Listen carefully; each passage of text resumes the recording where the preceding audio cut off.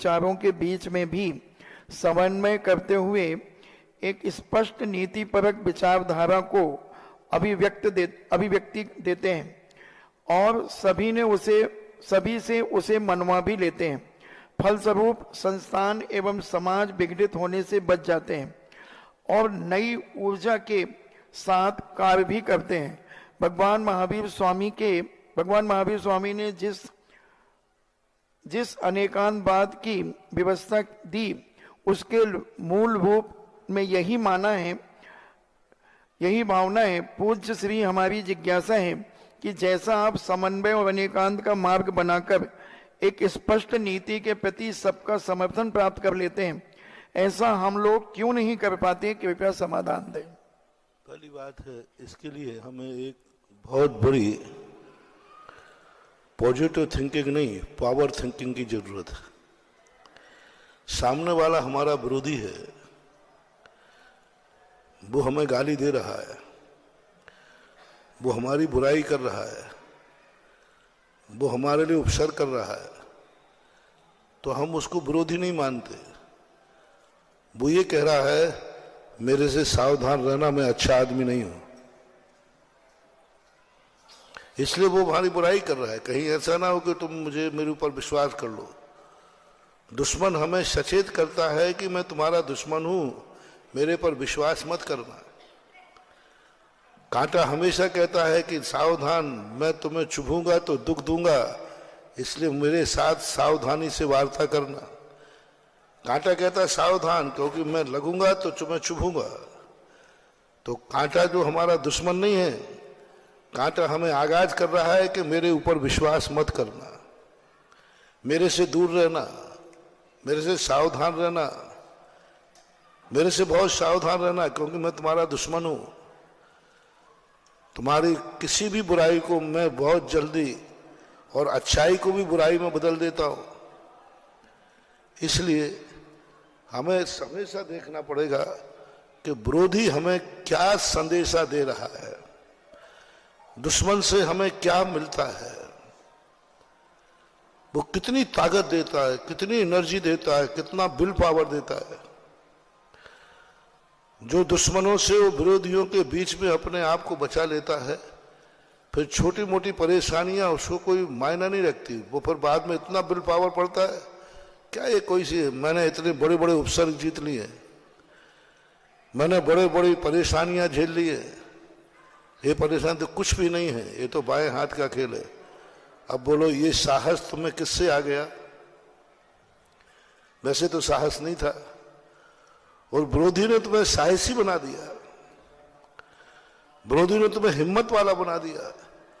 विरोधी ने कहा तुम कम ताकतवान नहीं हो, तुम्हारी ताकत बहुत है, तुम उसको आजमाओ, मैं तुम्हें चुनौती देता हूं और दुनिया को दिखाओ कि मैंने वह चुनौती स्वीकार कर ली। वो मुझे अशांत करने आया था और मेरी शांति अनमोल थी, मेरी शांति भंग नहीं कर पाया, जीत गया। वो अशांति करने आया था, उसने सोचा था कि इसको अशांत कर दें, हमारी शांति इतनी मजबूत है कि वो शांत नहीं कर पाया। वो डिगाने आया था, सहारा बीच मझधार में छोड़ने आया था कि मैं ऐसा बीच मझधार में छोड़ूंगा कि तुम कहीं के नहीं रहोगे, और उसने किया भी। लेकिन व्यक्ति कहता है कोई फर्क नहीं पड़ता, क्योंकि मैं तैर के जानता हूं, क्योंकि मैं, अब अपन कहें कि हमें क्या तैरना, हम तो महाराज हैं, हम तो राजा हैं, हमें क्या, हमारे पास तो हाथी रहेगा, घोड़ा रहेगा, ये रहेगा, 10 लोग मुझे बचाने वाले रहेंगे, मुझे क्या तैरने की जरूरत है?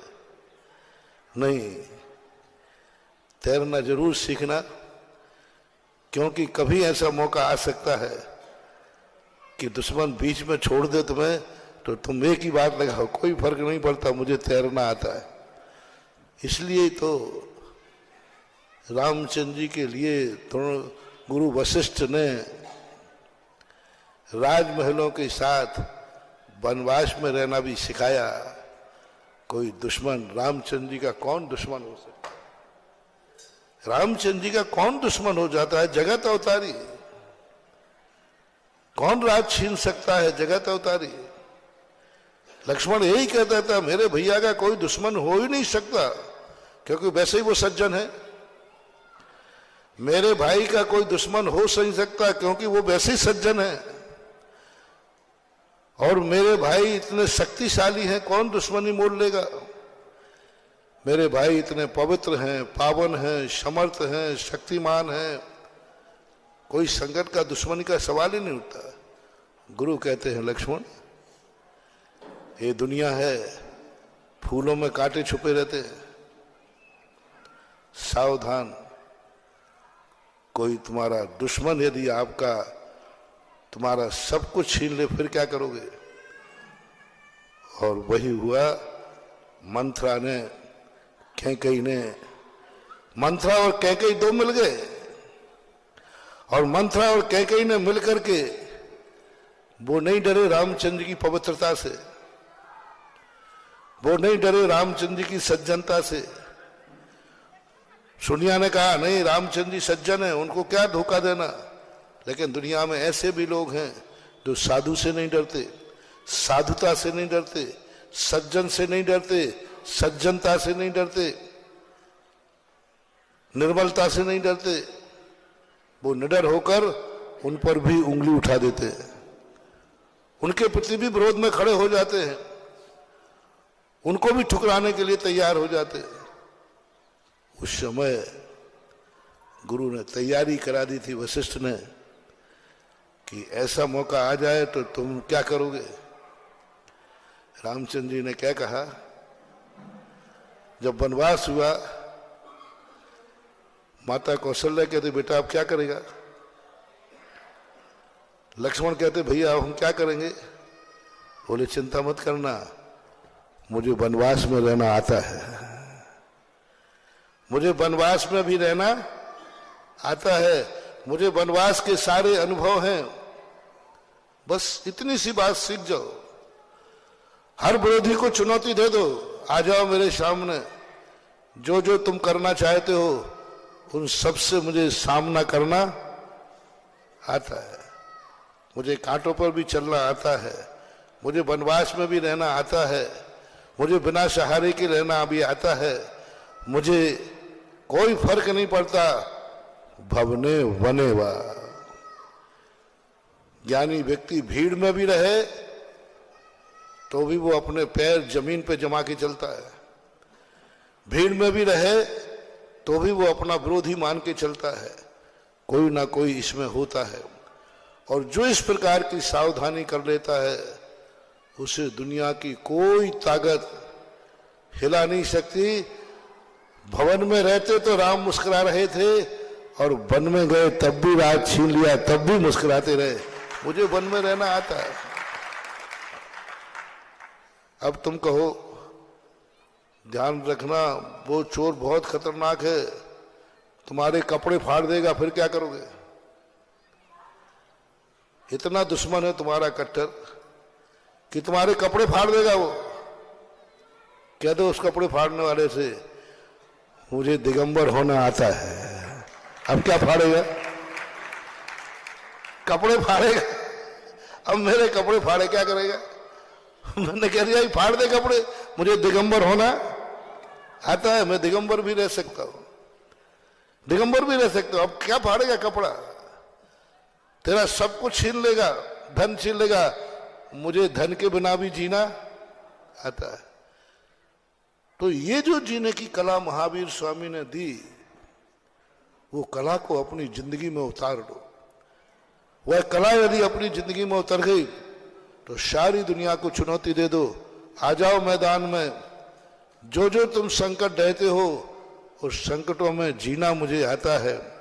एक दिन मैंने कहा था ना कि ज्ञानी व्यक्ति को, साधु व्यक्ति के लिए लोग कहते हम तुम्हारा ये कर देंगे, हम तुम्हारा कहीं का नहीं छोड़ेंगे, हम तुम्हारी ये शब्द बोलते, तुम थोड़ा कम बोल पाऊंगा मैं, तुम ज्यादा बोलते हो, मैं तुझे रोड पर ला दूंगा। रोड पर ला दोगे तो मैं वैसे ही रोड पे हूं, मुझे रोड पे रहना भी, मैं तुम्हें रोड पे ला दूंगा, तुम्हारी इज्जत खत्म कर दूंगा, मैं तुम्हारा सब कुछ कर दूंगा। तो उससे क्या कहना तुम। मैंने एक कविता लिखी थी बहुत पहले, फुलझड़ी की आग से डराते हो तुम क्या मुझे, फुलझड़ी की आग से डराते हो क्या तुम मुझे, मैं ज्वालामुखी की आग में लौट आया हूं। अब क्या करेगा तुम? वो किस में से लौट आया है? ज्वालामुखी की आग में लौट आया है। अब बोला उससे बड़ी आग कौन सी है? अब ये दुनिया की फुलझड़ी की आगें क्या बिगाड़ लेंगी? बस ये हिम्मत होना चाहिए। और ये हिम्मत हमारे महावीर स्वामी ने दी कि हर तरीका का वो तरीका सुझाया, शारीरिक मानसिक, जैसे हर विपदा ऐसे लगती है कि ये विपदा मेरे लिए कुछ देने आएगी। जब जब कोई आपदा आता है समझना कोई पुरस्कार मिलने वाला है। संघर्ष का अंत हर समय होता है। ये मत समझो कि दुख आया है। मैंने अभी एक दिन प्रवचन दिया था ना, रात अंधेरी आई है तो ये मत समझो कि रात आई है, वह रात प्रभात काल का संकेत है कि प्रभात काल आएगा। यदि रात नहीं होती तो प्रभात भी नहीं होता। तो रात के अंधेरे में भी प्रभात का दर्शन करो, तुम्हें भी जीना आ जाएगा और रात में भी प्रभात का आनंद तुम्हें मिल जाएगा। ये तरीका।